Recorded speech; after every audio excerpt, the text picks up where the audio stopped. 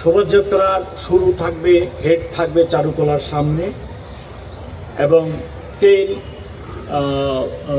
VC মহোদয়ের বাংলোর সামনে থাকবে। এখানে বিভিন্ন ধরনের আইটেম থাকবে, আপনারা জানেন প্রতি বছর যেটা হয়। আমরা শোভাযাত্রা যখন হবে তখন এদের মাঝে যে রুট আমি বললাম, এই রুটে কেউ মাঝখান দিয়ে শোভাযাত্রায় প্রবেশ করতে পারবেন না। শোভাযাত্রায় যারা যোগদান করবেন তাদেরকে শাহবাগ মোড় থেকে অথবা এই ছায়ানটের প্রোগ্রাম শেষে যেনারা শোভাযাত্রায় যেতে চান তাহলে তাদেরকে এখান থেকে শাহবাগ মোড় হয়ে কাঁটাবন মসজিদ থেকে লেফট টার্ন করে নীলক্ষেত মোড় থেকে লেফট টার্ন করে বিচি মেয়েদের বাংলোর সামনে যে শোভাযাত্রার টেল থাকবে ওইখানে যোগদান করবেন।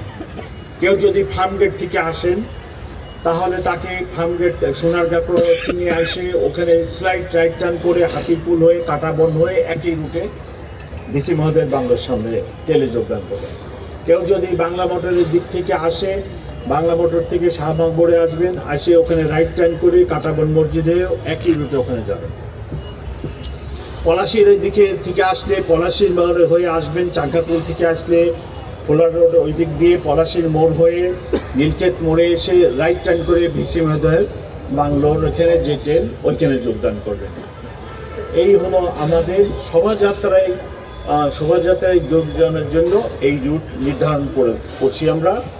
কিন্তু সেখানে দিয়ে শোভাযাত্রায় যোগদান করা যাবে না, নিরাপত্তার স্বার্থে আমরা এটা অ্যালাউ করব না।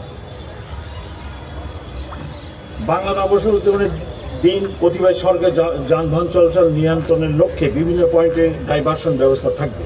ট্রাফিক কর্তৃক নির্ধারিত স্থানে যানবাহন পার্কিং করতে হবে। সম্মানিত নগরবাসী অবগতির জন্য ডাইভারশন পার্কিং এর স্থানসহ প্রিন্ট ও ইলেকট্রনিক মিডিয়ায় ইতিমধ্যে প্রচার করা হয়েছে।